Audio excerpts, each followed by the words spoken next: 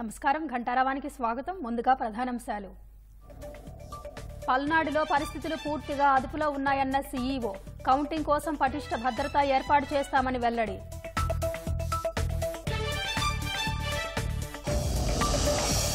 పిన్నెల్లి ముందస్తు బెయిల్పై హైకోర్టులో వాదనలు పూర్తి. తీర్పు రేపు వెల్లడించనున్న న్యాయస్థానం.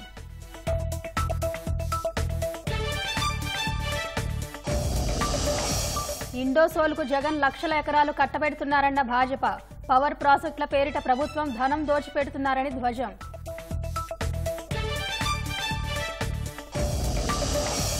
రాష్ట్ర వ్యాప్తంగా ప్రమాదాలతో నెత్తురోడిన రోడ్లు. వేర్వేరు ఘట్టంలో 11 మంది దుర్మరణం.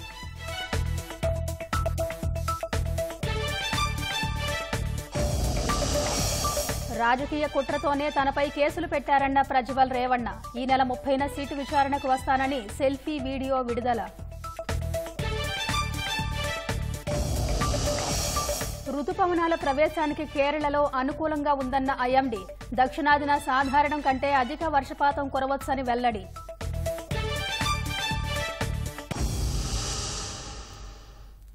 ఓట్ల లెక్కింపు కోసం పటిష్ట ఏర్పాట్లు చేస్తున్నట్టు సీఈఓ ముఖేష్ కుమార్ మీనా తెలిపారు. ఎలాంటి ఇబ్బందులు తలెత్తకుండా భారీ భద్రత ఏర్పాటు చేస్తున్నట్టు వెల్లడించారు. జూన్ 4న ఓట్లు లెక్కింపు నేపథ్యంలో క్షేత్రస్థాయి పర్యటనలు చేస్తున్న ఆయన స్థానిక అధికారులతో కలిసి నాగార్జున వర్సిటీలోని స్ట్రాంగ్ రూములను చూశారు. భద్రతా చర్యలను పరిశీలించారు. అలాగే కౌంటింగ్ కోసం చేస్తున్న ఏర్పాట్లను ముఖేష్ కుమార్ మీనా పరిశీలించారు. పల్నాడు జిల్లా సహా రాష్ట్ర వ్యాప్తంగా శాంతి భద్రతలు అదుపులోనే ఉన్నాయని, పోలింగ్ తర్వాతి రోజు తప్ప అనంతరం ఎక్కడా ఎలాంటి ఘటనలు జరగలేదని చెప్పారు. కౌంటింగ్ మనం పోలింగ్ రోజు తర్వాత కొన్ని చోట్ల జరిగిన వైలెన్స్ దృష్టిలో పెట్టుకొని ఎలక్షన్ కమిషన్ ఆల్రెడీ దీనిపైన స్టేట్ గవర్నమెంట్కి ఇన్స్ట్రక్షన్ ఇవ్వడం జరిగింది. అంటే సుమారుగా 20 కంపెనీస్ని కౌంటింగ్ డే తర్వాత 15 రోజు వరకు స్టేట్కి ఇవ్వడం జరిగింది. దీని తర్వాత ఇప్పుడు పోలీస్ తరఫు నుంచి డీజీపీ గారి సూపర్విజన్లో ప్రతి జిల్లాలో సెన్సిటివ్ ప్లేసెస్ ఎన్ని ఉన్నాయి, సెన్సిటివ్ కాన్స్టిట్యున్సీస్ ఏమున్నాయి అన్ని ఐడెంటిఫై చేసేసి అక్కడ ట్రబుల్ ఎవరు చేయొచ్చు, వాళ్ళ మీద ఏం యాక్షన్ తీసుకోవాలి, పికెట్స్ మొత్తం రాష్ట్రంలో పెట్టడం జరుగుతుంది. 144 సెక్షన్ ఈ area red zone area declare చేసి ఇక్కడ మేము పెట్టడం జరుగుతుంది. ఆ రోజు డ్రై డే డిక్లేర్ చేస్తాము. తర్వాత 144 అయితే నెక్స్ట్ డే ఏ రోజు ఎంతవరకు అవసరం ఉంటే ఎక్స్టెండ్ కూడా చేయడం జరుగుతుంది. పల్నాడులో ఒక రోజు అంటే next day polling day next day వరకు కొద్దిగా ప్రాబ్లమ్స్ ఉండేది. నెక్స్ట్ డే ఈవినింగ్ నుంచి స్పెషల్ ఆఫీసర్స్ పంపించి తర్వాత స్పెషల్ ఫోర్సెస్ పంపించి అంతా అదుపులో తీసుకున్నారు. ఆ రోజు నుంచి ఇప్పుడు దాకా కంటిన్యూస్గా మానిటరింగ్ ద్వారా ఎవ్రీథింగ్ ఈజ్ అండర్ కంట్రోల్. దీని తర్వాత వైలెన్స్ ఇన్సిడెంట్ కూడా అక్కడ ఏం జరగలేదు, మిగతా రాష్ట్రంలో కూడా జరగలేదు. పరిస్థితి పూర్తిగా కంట్రోల్లో ఉంది. దేశవ్యాప్తంగా జూన్ 4న నిర్వహించే ఓట్ల లెక్కింపు ఏర్పాట్లపై కేంద్ర ఎన్నికల సంఘం దృష్టి సారించింది. ఈ మేరకు ఢిల్లీ నుంచి సీఈసీ రాజీవ్ కుమార్ అన్ని రాష్ట్రాల సీఈఓలు, ఆర్ఓలు, జిల్లా ఎన్నికల అధికారులతో సమీక్ష చేశారు. వీడియో కాన్ఫరెన్స్ ద్వారా చేసిన ఈ సమీక్షలో కేంద్ర ఎన్నికల కమిషనర్లు జ్ఞానేష్ కుమార్, సుఖ్బీర్ సింగ్ సంధు పాల్గొన్నారు. ఏపీ నుంచి సీఈఓ ముఖేష్ కుమార్ మీనా, ఇతర అధికారులు సమీక్షలో పాల్గొన్నారు. ఆంధ్రప్రదేశ్, అరుణాచల్, ఒడిశా, సిక్కిం అసెంబ్లీ ఓట్లతో పాటు దేశవ్యాప్తంగా 543 లోక్సభ స్థానాల కౌంటింగ్పై ఈసీ సమీక్షించారు. ఈసీ మార్గదర్శకాలకు అనుగుణంగా కౌంటింగ్ ఏర్పాట్లు చేయాలని ఆదేశించారు. కౌంటింగ్ కేంద్రాల్లో 360 డిగ్రీల కవరేజీ ఉండేలా సీసీటీవీలు ఏర్పాటు చేసుకోవాలని నిర్దేశించారు. విద్యుత్ ఇబ్బందులు తలెత్తకుండా జాగ్రత్త వహించాలన్నారు. కౌంటింగ్ కేంద్రాల వద్ద స్థానిక పోలీసులు, కేంద్ర బలగాలతో భారీ భద్రతా ఏర్పాట్లు చేయనున్నారు. మాచర్ల ఎమ్మెల్యే పిన్నెల్లి రామకృష్ణారెడ్డి ముందస్తు బెయిల్ మంజూరు చేయాలని కోరుతూ వేసిన 3 పిటిషన్లపై హైకోర్టు విచారణ జరిపి తీర్పు రిజర్వ్ చేసింది. ఇరువైపులా వాదనలు విన్న న్యాయస్థానం తీర్పు ఉత్తర్వులను మంగళవారం జారీ చేస్తామని తెలిపింది. పాల్వాయి గేట్ పోలింగ్ స్టేషన్లో ఈవీఎంను ధ్వంసం చేస్తుండగా తనను అడ్డుకోబోయిన తెదేపా ఏజెంట్ నంబూరి శేషగిరిరావుపై పిన్నెల్లి దాడి చేసి హత్యాయత్నానికి పాల్పడ్డారు. ఈవీఎం ధ్వంసం చేసి బయటకు వస్తున్న సమయంలో ఓ మహిళపై దుర్భాషలాడారు. కారంపూడిలో సీఐపై దాడి చేసిన ఘటనలోనూ పిన్నెల్లిపై కేసు నమోదైంది. ఈ 3 కేసుల్లో ముందస్తు బెయిల్ కోరుతూ పిటిషన్లు దాఖలు చేశారు. పిటిషనర్ తరఫు సీనియర్ న్యాయవాది టి నిరంజన్ రెడ్డి వాదనలు వినిపించారు. ఉద్దేశపూర్వకంగానే పిటిషనర్పై బహుళ ఎఫ్ఐఆర్లు నమోదు చేశారన్నారు. ఈవీఎంను పగలగొట్టిన కేసులో జూన్ 6 వరకు అరెస్టు చేయవద్దంటూ హైకోర్టు ఇచ్చిన ఉత్తర్వులు నెరవేరకుండా పోలీసులు చూస్తున్నారన్నారు. పోలీసుల తరఫున పీపీ వై నాగిరెడ్డి వాదనలు వినిపించారు. ఈవీఎంను ధ్వంసం చేసిన కేసులో అరెస్టు నుంచి రక్షణ కల్పించే సమయంలో హైకోర్టు విధించిన షరతులను పిన్నెల్లి ఉల్లంఘించారన్నారు. అన్నారు. అరెస్టు నుంచి రక్షణ కల్పిస్తూ న్యాయస్థానం ఇచ్చిన ఉత్తర్వుల ఎత్తివేతకు చర్యలు తీసుకోవాలని పల్నాడు ఎస్పీ నుంచి తనకు సూచనలు అందాయన్నారు. పిన్నెల్లి తీవ్ర నేరాలకు పాల్పడ్డారన్నారు. మధ్యంతర బెయిల్ మంజూరు చేయవద్దని కోరారు. ఓట్ల లెక్కింపు రోజున అల్లర్లు సృష్టించేందుకు అవకాశం ఉందన్నారు. పిన్నెల్లి దాడి బాధితుడు సిఐ నారాయణస్వామి తరఫున న్యాయవాది ఎన్ అశ్వనీ కుమార్ వాదనలు వినిపించారు. హత్యాయత్నం వంటి తీవ్ర నేరాలకు సంబంధించిన కేసుల్లో అరెస్టు నుంచి రక్షణ కల్పిస్తూ మధ్యంతర ఉత్తర్వులు ఇవ్వడాన్ని ఓ కేసులో సుప్రీంకోర్టు తప్పుపట్టిందన్నారు.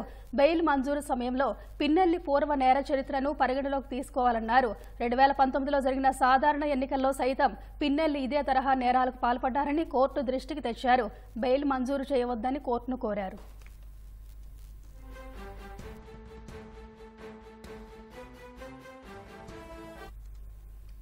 పోలింగ్ రోజు చంద్రగిరి నియోజకవర్గంలో చెవిరెడ్డి భాస్కర్ రెడ్డి ఆయన కుమారుడు పెద్ద ఎత్తున అరాచకాలకు పాల్పడ్డారన్న తెలుగుదేశం నేత పులివర్తి నాని అందుకు సంబంధించిన వివరాలను వీడియోలతో సహా వివరించారు.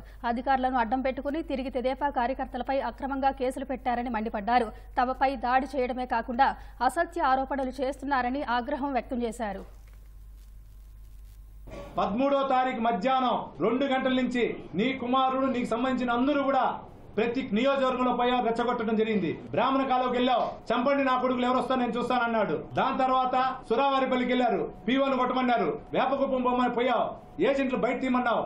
మా ఊరికి వెళ్ళావు, 10 వెహికల్స్ వెళ్ళి మా ఊరి పైన దాడి చేయాలని వెళ్ళావు. మా వాళ్ళంతా అడ్డపడ్డారు. మళ్ళీ అక్కడి నుంచి వచ్చావు. నీకు సంబంధించినట్టు నీ ముఖ్య అనుచరుడు కూచివారిపల్లి పైన పోయి ఏజెంట్ ఉన్నట్టు మురళి భార్యను కొట్టావు.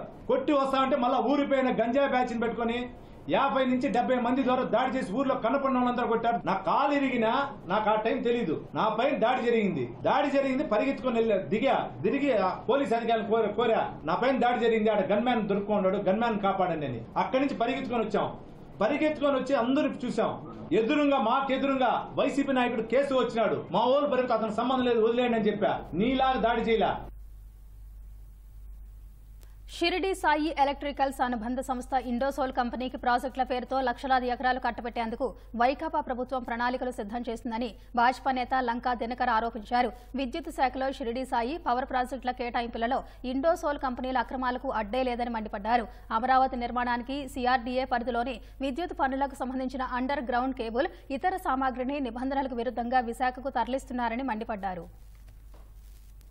అండర్ గ్రౌండ్ కేబుల్స్ ఏదైతే అమరావతిలో వెయ్యాలి అని 2019 ముందు అప్పుడు నాటి ప్రభుత్వం తెచ్చిందో ఆ కేబుల్ మొత్తాన్ని కూడా విశాఖపట్నానికి తరలిచ్చేస్తున్నారు. అక్కడి నుంచి వాళ్ళ గిడ్డంగుల్లోకి తరలించుకుని అక్కడి నుంచి ఎటు అమ్ముకొని ఆ డబ్బులు ఏ రూట్ నుంచి ఎవరి చెంతకు చేరుతాయో కూడా తెలియనటువంటి పరిస్థితి. ఇప్పటికే మెగా ఇంజనీరింగ్ కంపెనీని ఒకసారి గమనించినట్లయితే వెలుగొండ ప్రాజెక్ట్ అప్పచెప్పారు, ఎక్కించారు. పోలవరాన్ని రివర్స్ టెండరింగ్ అని తీసుకొచ్చి పెట్టారు, సర్వనాశనం చేశారు. అలాగే హైడ్రో పవర్ ప్రాజెక్టు ఏదైతే వారికి ఇచ్చారో దాన్ని పూర్తి చేయడంలో విఫలమయ్యి సమయాన్ని ఇంకా నిర్ణీత సమయాన్ని దాటి ఎక్స్టెన్షన్ అడిగితే కేంద్ర ప్రభుత్వం గానీ పోలవరం ప్రాజెక్టు దాటి గానీ అప్రూవల్ ఇవ్వలేదు. ఒకవేళ ఆ అప్రూవల్ కనుక ఇస్తే దాదాపు 1400-1500 కోట్ల వరకు ఆయాచిత లబ్ధి చేకూర్చాలి ఈ యొక్క మెగా కంపెనీకి అని జగన్మోహన్ రెడ్డి గారు వేసినటువంటి పన్నాగం. ఎలక్ట్రిసిటీ మీటర్స్ దగ్గర నుంచి జరిగినటువంటి అవినీతి షిరిడి సాయి ఎలక్ట్రికల్స్ విశ్వేశ్వర రెడ్డి గారిని అడ్డు పెట్టుకుని జగన్మోహన్ రెడ్డి గారు చేసిన దాచికలు వేలాది కోట్ల రూపాయలని ప్రభుత్వ ధనాన్ని దోచేశారు. అలాగే పవర్ ప్రాజెక్టు ఏదైతే ఉందో వాటిని ఇదే ఇండోసెల్ అనేటటువంటి కంపెనీ షిరిడి సాయి ఈ రెండు కూడా విశ్వేశ్వర రెడ్డి ప్రమోటర్ గా ఉన్నటువంటి కంపెనీస్ లక్షలాది ఎకరాలని కట్టబెట్టి దారాదత్తం చేసేటటువంటి ప్రయత్నం, భూముల్ని చౌకగా కట్టుబెట్టడం ద్వారా ఆ భూముల ధరలను కూడా ఎక్కువగా చూపించి భవిష్యత్తులో విదేశీ కంపెనీల నుంచి డబ్బుల్ని దోచుకోవడం, ఈ విధమైనటువంటి ప్రణాళికతో ముందుకెళ్తున్నారు. కాబట్టి రాబోయే ప్రభుత్వము స్పష్టంగా ఈ మెగా ఇంజనీరింగ్ మీద, షిరిడి సాయి ఎలక్ట్రికల్స్ మీద, అదేవిధంగా ఇండోసోల్ మీద ఒక కన్ను వేసి వీరి చేసినటువంటి దాష్టికాల మీద విచారణ జరిపించి ఈ అవినీతి ఏదైతే జరిగిందో ఆ మొత్తం ధనాన్ని కూడా రికవరీ చేయాలి.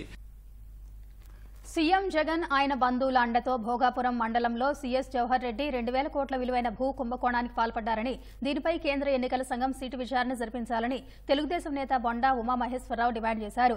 జీవో 596 ద్వారా డీఫామ్ పట్టాలను కొట్టేసినట్లు ఆధారాలున్నా సీఎస్ బొగాయిస్తున్నారని, పైగా అక్రమాలు బయటపెట్టిన వారిపై బెదిరింపులకు దిగుతున్నారని ఆగ్రహం వ్యక్తం చేశారు. సీఎస్ ఎందుకు విచారణ కోరట్లేదని నిలదీశారు.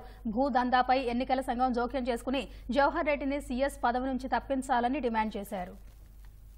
ఎన్నికల కోడ్ అమల్లో ఉండగా విశాఖపట్నంలో పెద్ద ఎత్తున భూ దోపిడీ జరిగింది. దానికి చీఫ్ సెక్రటరీగా ఉన్నటువంటి జవహర్ రెడ్డి వీళ్ల ప్రమేయం ఉందని ఆధారాలతో సహా వార్తలు వస్తా ఉన్నా సిఎస్ జవహర్ రెడ్డి ఆయన ఒక రాజకీయ నాయకుడిలా మాట్లాడుతూ ఉన్నాడు. వచ్చిన ఆరోపణల మీద ఎంక్వైరీ చేయించుకోవాల్సినటువంటి చీఫ్ సెక్రటరీ ఆరోపణలు చేసిన వ్యక్తుల మీద బ్లాక్ మెయిల్ చేసే విధంగా మాట్లాడుతూ ఉన్నాడు. ఒక పొలిటీషియన్ లాగా మాట్లాడుతూ ఉన్నాడు, బెదిరిస్తూ ఉన్నాడు నిజాలు వెలికి తీసినటువంటి వ్యక్తుల్ని. అధికార పార్టీ సీఎం పేషీ నుంచి సీఎం బంధువుల అండతో భోగాపురం మండలంలో భూములు కుంభకోణం చేశారు. 2,000 కోట్ల రూపాయల భూముల్ని 596 జీవో నడ్డు పెట్టుకొని కుంభకోణం చేశారు. ఎన్నికల కోడ్ అమల్లోకి వచ్చినాక చీఫ్ సెక్రటరీ రహస్యంగా విశాఖ వెళ్లవలసిన అవసరం ఏంటి? విజయనగరం జిల్లాలో 2023 రికార్డ్స్ అన్నింటినీ కూడా తక్షణమే సీజ్ చేయాలి. జవహర్ రెడ్డికి చిత్తశుద్ధి ఉంటే మేము డిమాండ్ చేస్తున్నటువంటి అంశం మీద వైట్ పేపర్ రిలీజ్ చేయండి. పీకల మీద కత్తి పెట్టి అగ్రిమెంట్లు చేయించుకొని మీ భూములు లాక్కుంటాం, లేకపోతే మీ అగ్రిమెంట్ చేయకపోతే అని మొత్తం వైసీపీ మాఫియా సిఎస్ ఆధ్వర్యంలో పనిచేసింది. ఇది చాలా పెద్ద స్కాము. ఇంత పెద్ద కుంభకోణం జరిగితే ఎన్నికల సంఘం ఎందుకు మిన్నకుంటుంది? సమగ్ర విచారణ చేయించండి, సిట్ వేయండి, సిట్టింగ్ జడ్జితో ఒక కమిటీ వేసి విచారణ చేయించండి. ఇంకా అవసరమైతే సిబిఐ ఎంక్వైరీ కూడా ఇచ్చే పరిస్థితి ఉండాలి. సీఎస్ జవహర్ రెడ్డి భూముల కొనుగోలు వ్యవహారంపై కేంద్ర ఎన్నికల సంఘానికి తెలుగుదేశం ఫిర్యాదు చేసింది. జవహర్ రెడ్డిని వెంటనే సీఎస్గా తొలగించి సీబీఐ విచారణకు ఆదేశించాలని కోరింది. అధికార యంత్రాంగాన్ని దుర్వినియోగం చేశారని తెదేపా ఆరోపించింది. ఈ నేపథ్యంలో జూన్ 4న జరిగే ఎన్నికల కౌంటింగ్ ప్రక్రియ సజావుగా జరుగుతుందా లేదా అనే అనుమానం అని విపక్ష పార్టీలకు ఉందని ఫిర్యాదులో పేర్కొంది. ప్రధాన కార్యదర్శిగా జవహర్ రెడ్డి ఎన్నికలను నిష్పక్షపాతంగా పారదర్శకంగా నిర్వహించలేరని గతంలో చేసిన ఫిర్యాదును గుర్తు చేశారు. జీవో 596కు సంబంధించిన అంతర్గత సమాచారాన్ని ముందస్తుగా పొందడం, భూముల రిజిస్ట్రేషన్ కోసం అధికారులను ప్రభావితం చేయడం వంటి వివాదాల్లో చిక్కుకున్నారని వెల్లడించింది. ఈ పరిస్థితుల్లో సీఎస్గా జవహర్ రెడ్డి ఉంటే ఓట్ల లెక్కింపు, ఫలితాల ప్రకటనపై ప్రభావితం చూపే ప్రమాదం ఉందని అనుమానాలను తెలుగుదేశం వ్యక్తం చేసింది. ఈసీకి ప్రస్తుతం ఉన్న విస్తృత అధికారాలను ఉపయోగించుకుని జవహర్ రెడ్డిని తొలగించి సీబీఐ విచారణకు ఆదేశించాలని కోరింది. ప్రభుత్వం 2 నెలలుగా పింఛన్దారులను ఎంతో ఇబ్బంది పెట్టిందని మాజీ మంత్రి దేవినేని ఉమా ఆగ్రహం వ్యక్తం చేశారు. జగన్ నేతృత్వంలో జరిగిన దుర్మార్గపు కుట్రలో సీఎస్, సెర్ప్ సీఈఓ కలిసి 33 మంది వృద్ధుల మరణాలకు కారణమయ్యారని ఆరోపించారు. మరోసారి అలాంటి ఘోరాలు జరగకుండా చర్యలు తీసుకోవాలని సూచించారు. ఇకనైనా అధికార యంత్రాంగం మొద్దు నిద్ర వీడి జూన్ 1న ఇంటి వద్దే పింఛన్లు అందించాలని డిమాండ్ చేశారు. డబ్బులు 1వ తారీఖు, 2వ తారీఖు, 3వ తారీఖు కూడా రాని సచివాలయాలు ఉన్నాయి ఏప్రిల్ నెలలో. మళ్ళీ మే 1 తారీఖు వచ్చేపాటికి కూడా ఏప్రిల్ చివరిలో మళ్ళీ ఒక 3,000 కోట్లు కాంట్రాక్టర్లకి, ఏజెన్సీలకి డబ్బులు ఇవ్వటం వల్ల మళ్ళీ మే 1 తారీఖును కూడా ఇబ్బంది పడింది మనం చూసాం. మళ్ళీ జూన్ 1 వస్తా ఉంది. ఇంతవరకు మీరు ఎంత డబ్బు ఉంది, ఇవాళ ఖజానాలో డబ్బు ఉందా లేదా? 1,000 కోట్ల అప్పులు తీసుకొస్తా ఉన్నారు. కాంట్రాక్టర్లకి, ఏజెన్సీలకి డబ్బులు వెళ్తున్నాయి తప్ప ఆరోగ్యశ్రీ హాస్పిటల్స్ కి డబ్బులు వెళ్తలా. ఇవాళ ఈ మళ్ళీ బ్యాంక్ ఇప్పుడు ఖజానాలో మరి నెలాఖరికి డబ్బు ఉందో లేదో కూడా చెప్పే పరిస్థితిలో ప్రభుత్వ యంత్రాంగం, చీఫ్ సెక్రటరీ సిద్ధంగా లేడు. చీఫ్ సెక్రటరీ ఉద్దేశపూర్వకంగా ఏప్రిల్ నెలలో, మే నెలలో జగన్మోహన్ రెడ్డి ప్రభుత్వానికి లబ్ధి చేకూరాలనే తీసుకున్న తప్పుడు నిర్ణయాల వల్ల వృద్ధులు, దివ్యాంగులు, ఈ పింఛన్దారులు ఇబ్బందులు పడ్డారు.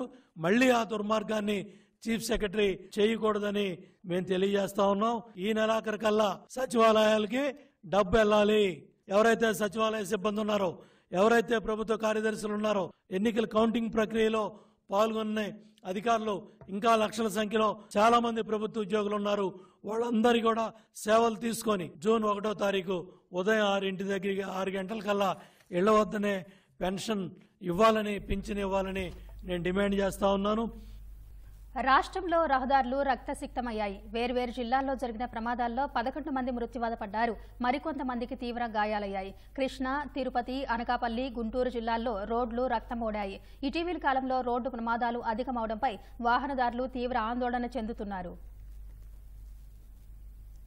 కృష్ణా జిల్లా బాపులపాడు మండలంలో ఘోర రోడ్డు ప్రమాదం జరిగింది. కోడూరుపాడు హెచ్పీ పెట్రోల్ బంక్ సమీపంలో లారీని కారు ఢీకొన్న ఘటనలో 4 అక్కడికక్కడి దుర్మరణం చెందారు. మంగళగిరి నుంచి విశాఖకు వెళ్తున్న లారీని కొవ్వూరు నుంచి తమిళనాడు వెళ్తున్న కారు ఢీకొంది. వేగంగా వస్తోన్న కారు అదుపు తప్పి మొదట డివైడర్ను ఢీకొట్టి ఎదురుగా వస్తోన్న లారీని ఢీకొట్టింది. ఈ ప్రమాదంలో 4 అక్కడికక్కడే మృతి చెందగా మరో మహిళకు తీవ్ర గాయాలయ్యాయి. కారు నుజ్జునుజ్జైంది. మృతదేహాలను విజయవాడ ప్రభుత్వాసుపత్రికి తరలించిన పోలీసులు చనిపోయిన వారిని తమిళనాడు వాసులుగా గుర్తించారు.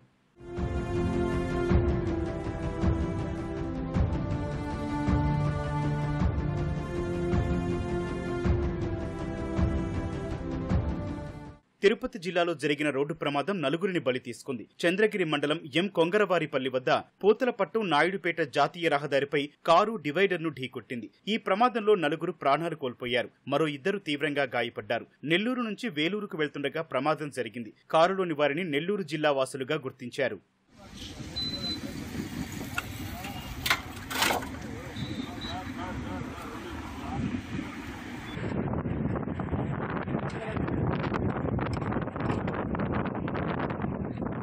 పూతలపట్టు నాయుడుపేట జాతీయ రహదారిపై జరిగిన మరో ప్రమాదంలో కారు దగ్ధమైంది. తిరుపతి నుంచి చిత్తూరు వెళ్తున్న కారు తెల్లవారుజామున 4 గంటల సమయంలో సి మల్లవరం వద్ద అదుపు తప్పి డివైడర్ను ఢీకొట్టింది. పక్కనే ఉన్న మరో రోడ్డుపైకి దూసుకెళ్లిన కారులో మంటలు వ్యాపించాయి. అందులో ప్రయాణిస్తున్న 2 స్వల్ప గాయాలతో బయటపడ్డారు. మంటలకు కారు దగ్ధమైంది.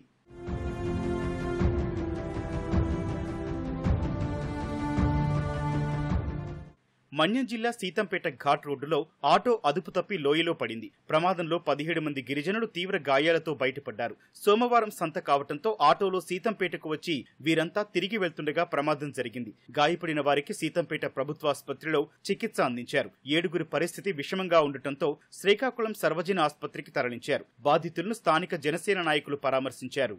విజయవాడ శివారు నున్న మామిడి మార్కెట్ సమీపంలో ట్రాక్టర్ బోల్తా పడి ఒకరు మృతి చెందారు. మైలవరం మండలం కోడూరు నుంచి కూలీలతో వెళ్తుండగా ప్రమాదం జరిగింది. 4గురికి తీవ్ర గాయాలయ్యాయి.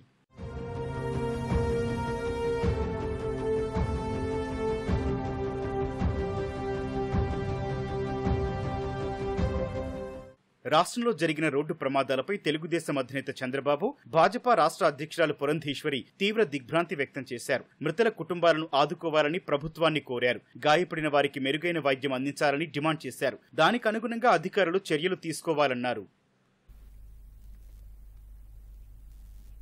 మాజీ మంత్రి విజయ డైరీ డైరెక్టర్ ఎర్నేని సీతాదేవి ఉదయం హైదరాబాద్లో గుండెపోటుతో కన్నుమూశారు. ఏలూరు జిల్లా ముదినేపల్లి నుంచి తెలుగుదేశం ఎమ్మెల్యేగా 2 సార్లు ప్రాతినిధ్యం వహించిన సీతాదేవి ఎన్టీఆర్ కేబినెట్లో మంత్రిగా చేశారు. ఎర్నేని సీతాదేవి మృతిపై మాజీ ఉపరాష్ట్రపతి వెంకయ్యనాయుడు, తెలుగుదేశం అధినేత చంద్రబాబు ప్రగాఢ సంతాపం వ్యక్తం చేశారు. ఆమె ఆత్మకు శాంతి చేకూర్చాలని దేవుణ్ణి ప్రార్థించారు. లైంగిక దౌర్జన్యాలకు పాల్పడినట్లు ఆరోపణలు ఎదుర్కొంటున్న హసన్ ఎంపీ ప్రజ్వల్ రేవణ్ణ ఎట్టకేలకు స్పందించారు.